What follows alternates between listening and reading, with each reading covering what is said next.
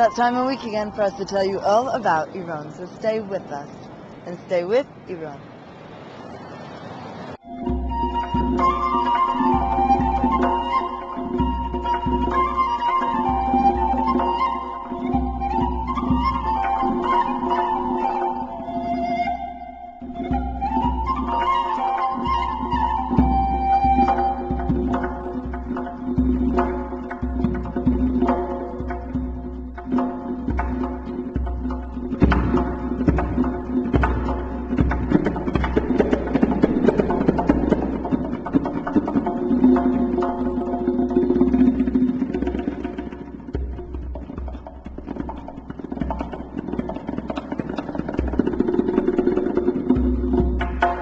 So I'm sure that we can all pretty much agree to the absolute importance of understanding and communication. And I'm sure that we can all recall at least one time that we've been in a foreign land attempting to speak a foreign language pretty much to no avail. And even a handful of us might actually admit to having many difficulties communicating, although we all thought we were speaking the same language. Up next, we're going to join Salman Kujuri, who's going to introduce us to a very new friend who actually has a very specific, keen interest in the art of communication, inspiring him to have learned 19 languages fluently. Let's go join Salman as he introduces us to our new friend. Ali Pirhani is a 24-year-old boy who has been proven to know 19 languages proficiently. I just use symbols. I mean, by symbol I mean, for example, when I saw the word le ciel, I mean the sky in French, I just kept it in my mind, just like a character, just like a symbol, and I just knew the meaning of Persian. After that, I just tried to repeat, to just speak with myself. Born in the Iranian city of Hamadan in 1985, he is presently studying MA in English teaching and international law. I have to say that no one in my family, no one, even now, right now, knows English, even in English. So I just learn all of these languages by my own, not at school, institutes. Oui, maintenant je suis en train d'apprendre par exemple la langue chinoise, la langue japonaise. Il faut dire que pour le manque du temps, j'ai appris par exemple la romanien, suédoise en avion. The languages he knows include French, German, Spanish, Italian, English, Hindi, Romanian, Swedish, Russian, Arabic, Turkish, Portuguese, Esperanto, Swahili, Finnish, Dutch, Pahlavi, Hebrew, and Greek. Ich denke nicht, dass Kennen verschiedene Sprachen ist wirklich so schwierig. In meiner Meinung, ich finde, dass das braucht etwas Praktisches, das braucht Übung. Und davor, ich denke, ich habe immer geübt, diese Sprachen so leicht zu lernen. Und die Wahrheit ist, dass nein, das ist nicht so schwierig, verschiedene Sprachen zu lernen. Nein, das ist nicht. آلمانی دیگه کنم خب خیلی بهتره. میدونی مثلا 10 دقیقه برم تو مود آلمانی، مثلا داشتم با خودم فرانسه صحبت میکردم، رفته بودم تو مود مثلا شبکه‌های فرانسوی، اینجوری باید برم، مثلا بیارم تو مود ZDF تا بتونم صحبت کنم. منتها اینجور چنج میکنه، تازه اونی نمیشه که من میخوام، وگرنه خیلی از این بهتر اجرا میشه. میدونید خب اون امتحانی که پالیگلات ما گرفتن روزی یه زبان فقط. مگه شما گرفتن؟ آره دیگه. چی گرفتن؟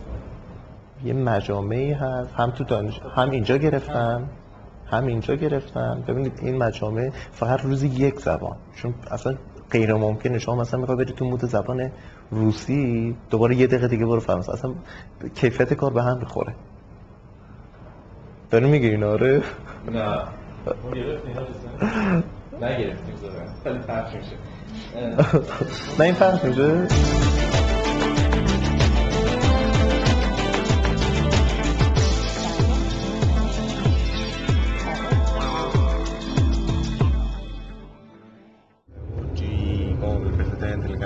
He says good planning is the key to his success, a planning which he sticks to even when he's out of home or office. آره بد نیست یکم فارسی صحبت فارسی باید بگم که هر شب یه وقتی میذارم حافظ میخونم، سعدی میخونم، به خاطر علاقه‌ای که دارم. من دوست ندارم اون هویت اصلیم فراموش بشه. بله حتما هر روز شعر میخونم، یه رمان به زبان فارسی میخونم حتما. بله. He's also a member of Iran's Researchers Club. ما بالاخره در یک جمعی که از نخبگان کشور حضور داشتن مطلع شدیم که یک جوانی است به نام آقای پیرهانی که 19 تا زبان زنده دنیا رو هم میدونه هم صحبت میکنه و اصلا یه استعداد خاصی داره. خلاصه نابغه خاصه، چون وقت زیادی رو برای تمرین و ممارست، برای اینکه به روز باشه در این زبانها، هر روز خودش رو به روز بکنه و در ضمن بتونه این علمش رو به دیگران آموزش بده. خب وقت زیادی رو این جوان میگذرونه. آقای پیرهانی بدون کنکور ایشون رو به یک مقطع تحصیلی بالاتر فرستادیم. He spends many hours chatting and checking emails every day.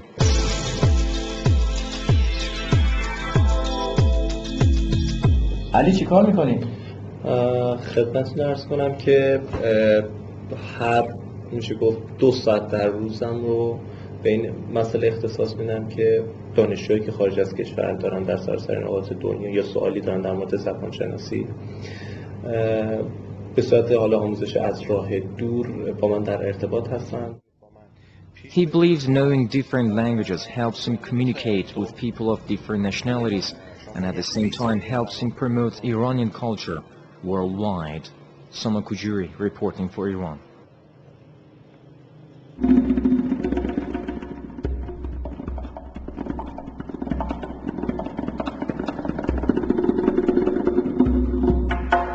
Now, Iran currently ranks 27th in terms of positive contributions to the field of medicine in all of the world. And I know, particularly in response to many of your emails and your requests, we're going to tell you a bit more about these great advancements in medicine occurring here in Iran. Let's go join our friends as they take us to the Research and Organ Transplant Center of Iran in the Imam Khomeini Hospital, as they tell us all about and a bit more about the great advancements in the field of medicine here in Iran.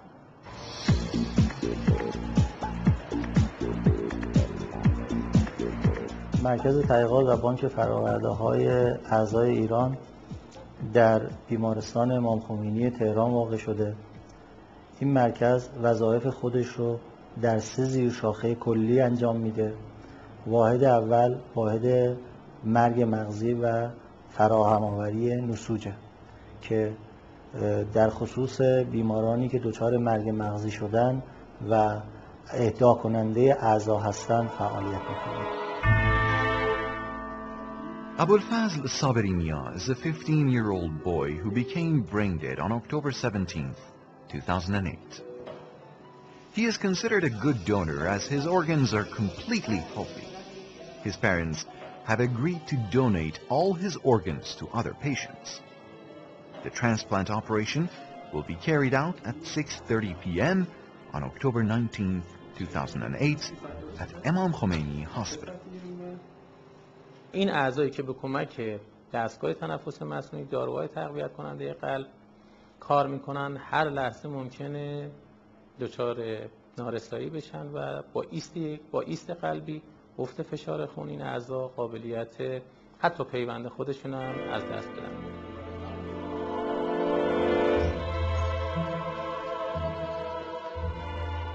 The Research Center and the Transplant Products Bank of Iran is comprised of various sections. This center was founded by late Dr. Pirhani in 1992 and is the only center active in the field of heart valve and bone products, as well as in using of ammonium for repairing and accelerating the healing process.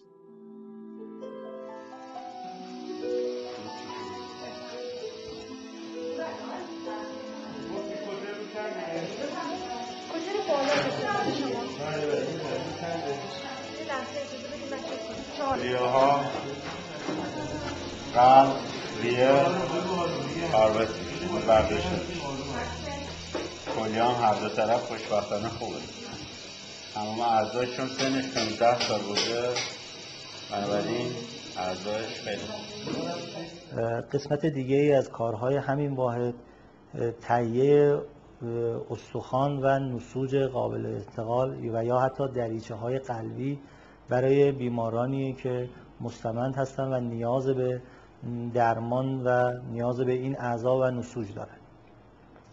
واحد دوم این مرکز آزمایشگاه تحقیقات و واحد پژوهشی ماست که کارهای تحقیقاتی و پژوهشی مختلفی رو در خصوص سلولهای بنیادی، کشت سلولهای شوان و کارهای دیگه پژوهشی رو در حال حاضر انجام میده.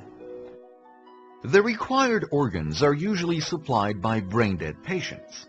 Ammonium and placenta then is obtained from women operating room. The ammonium is removed at the organ transplant bank.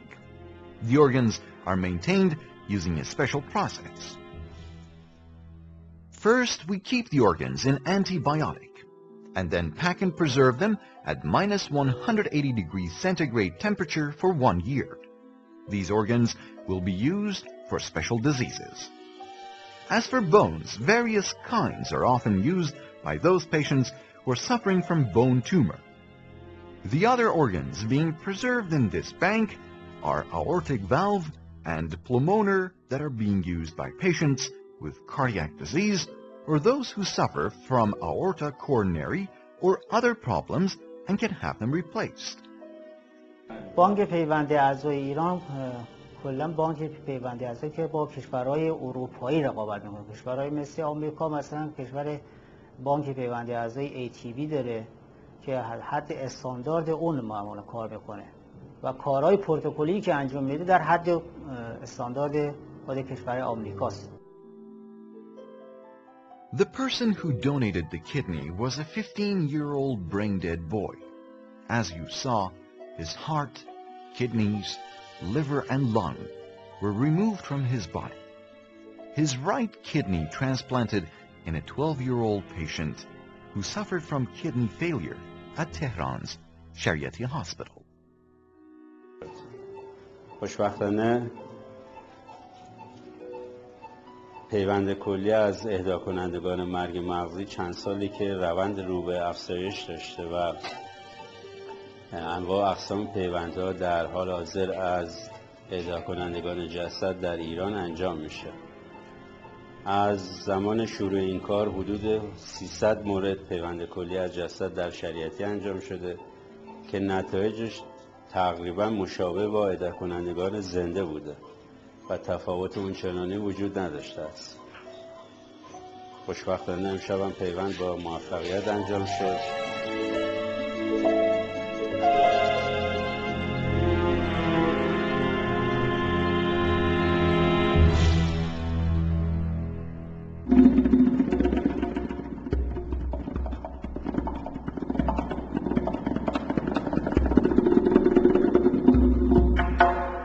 Up next, it's time for you all at home to go join some of our friends who are still in the city of Tabriz. This time they're going to take us through some spectacular arches and splendid domes to one of the oldest bazaars in all of the Middle East and one of the largest bazaars in all of the world. Let's go join them as they take us to the center of the city of Tabriz, to the myriad of sub-bazaars which make up and encompass the great bazaar of Tabriz.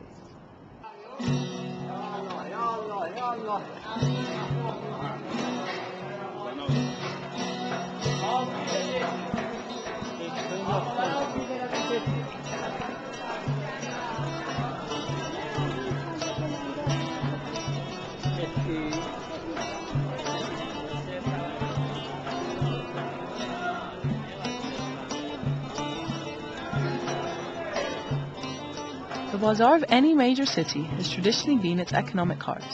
The bazaar of Tabriz, located in the center of the city, is no different. It is one of the oldest and largest bazaars not only of Iran but of the entire Middle East. Precise historic origins remain unclear.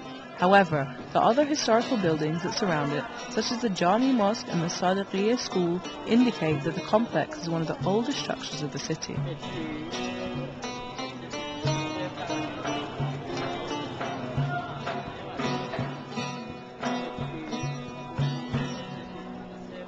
I'm here in the bleeding, bustling heart of Tabriz, the bazaar.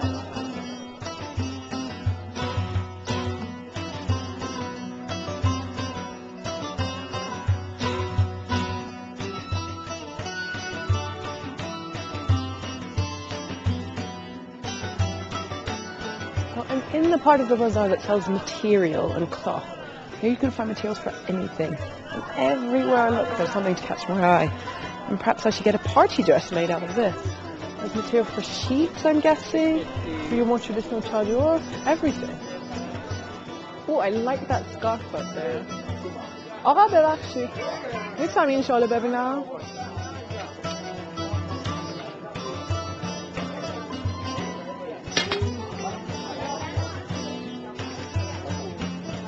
Beautiful.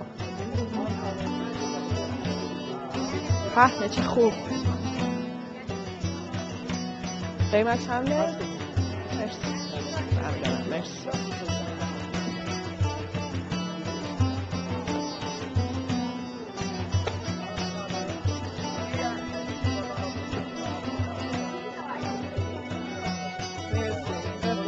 دستتون در نکنه.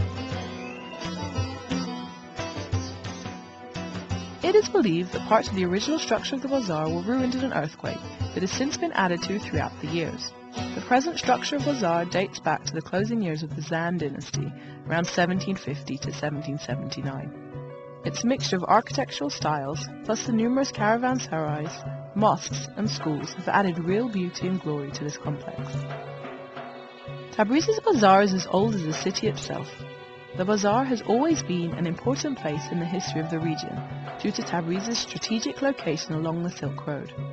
For many years, it was also a center for the production of goods and services. For example, traders passing along the route could stop at the bazaar to sell their products, buy things produced locally, and even use the facilities found in the bazaar, such as letter writing.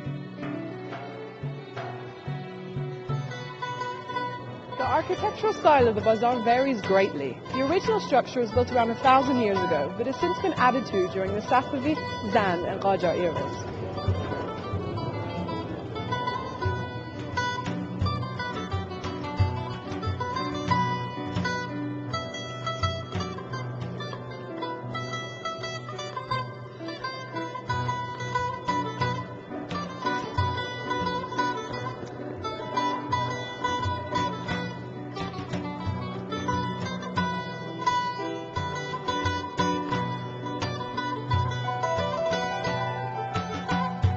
One of my favorite parts of the bazaar is the spice section because it always smells so good here. You can find all kinds of things. Herbs for medicinal purposes, for cooking, dried flowers.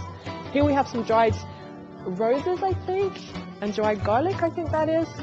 And dried chamomile as well.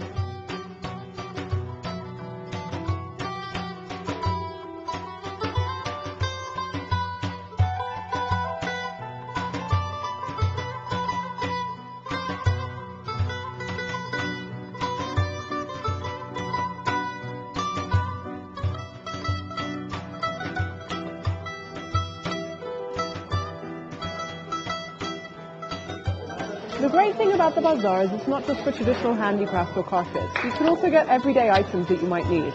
And here we've got batteries, lighters, CDs, anything you might need around the house in fact.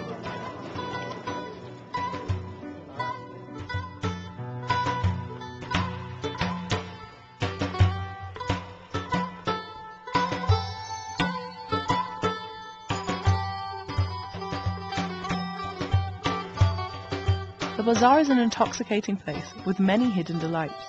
The maze of stores and alleys that form the covered bazaar contain many sub-bazaar, or bazaar che, that specialize in particular merchandise.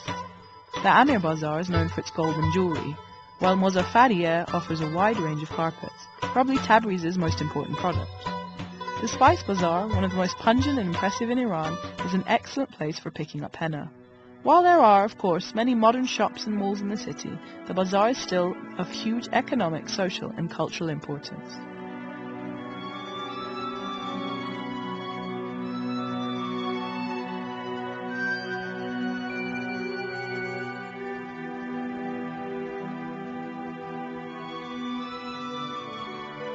Over 1,000 years ago, the great poet and explorer Nasser Khosrow stumbled across this mehrab and then into the bazaar next door.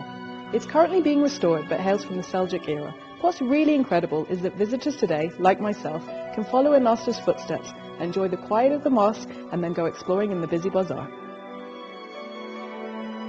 Interestingly, Iran's Cultural Heritage, Handicrafts and Tourism Agency is applying to UNESCO to register the Tabriz Bazaar on the Global Heritage List. If successful, it will be the first bazaar to gain such recognition, perhaps in the year 2010. The Tabriz Bazaar is a splendid sight, and just one of the many fantastic bazaars found in Iran. A visit to the city would not be complete without a long afternoon spent exploring all the bazaar has to offer. The Tabriz Bazaar is one of the biggest in the country, can even be described as a city within a city. Behind its walls are stores, schools and even mosques. A trip here is both an assault on the senses and a journey through time.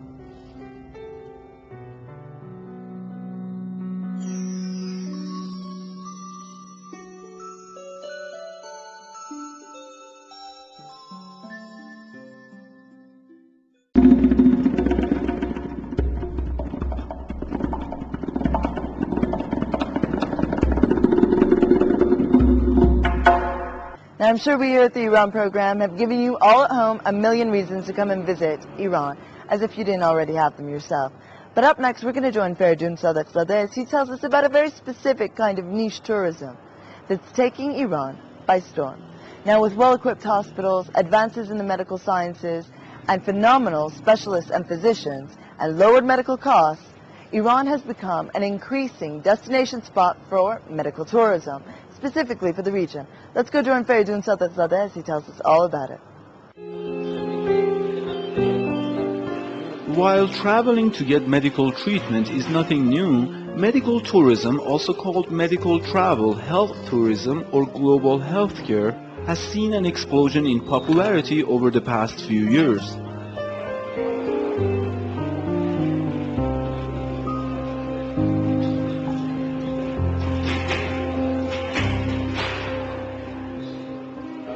How do you find Iran as a destination for health tourism?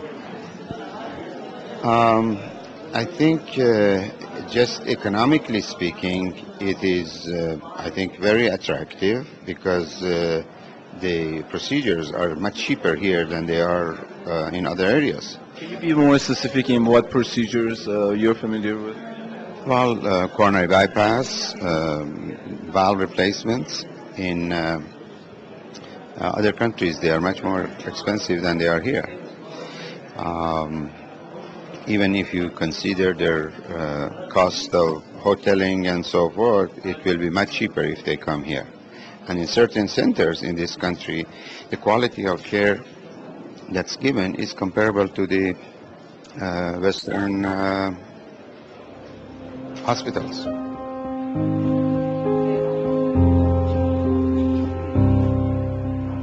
Going abroad for medical treatments can actually be an incredibly beneficial experience. Factors that have led to the increasing popularity of medical travel include the high cost of healthcare, long wait times for certain procedures, the ease and affordability of international travel, and improvements in both technology and standards of care in many countries. Health tourism has grown significantly worldwide in recent years. A large number of people visit other countries due to various reasons, such as lower costs of healthcare or health services in target countries, or reduction of time to receive advanced medical care, or absence of such services in their own countries.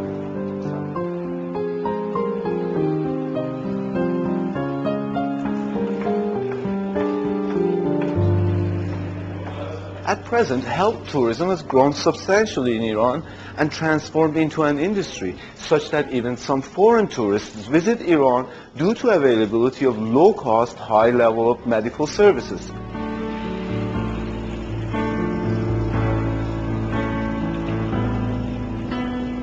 Iran's good medical treatment services, well-qualified physicians, and competitive costs of the services demonstrate its medical service capabilities, which offer a new option and destination to foreign tourists in need of medical attention.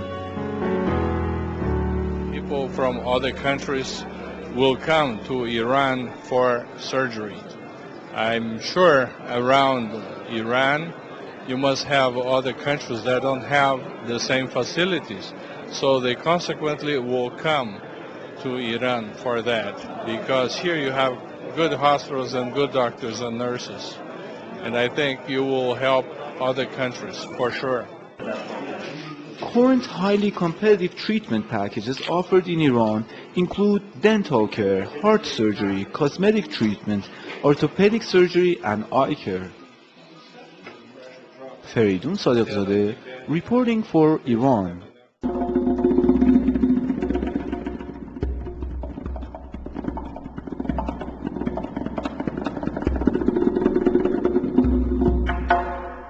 So we hope you guys enjoyed this week's show.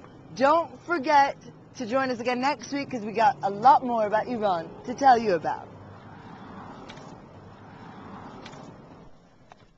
Oh, and if there's anything in particular about Iran that you would like to see, just email us at iran@presstv.ir. See you next time.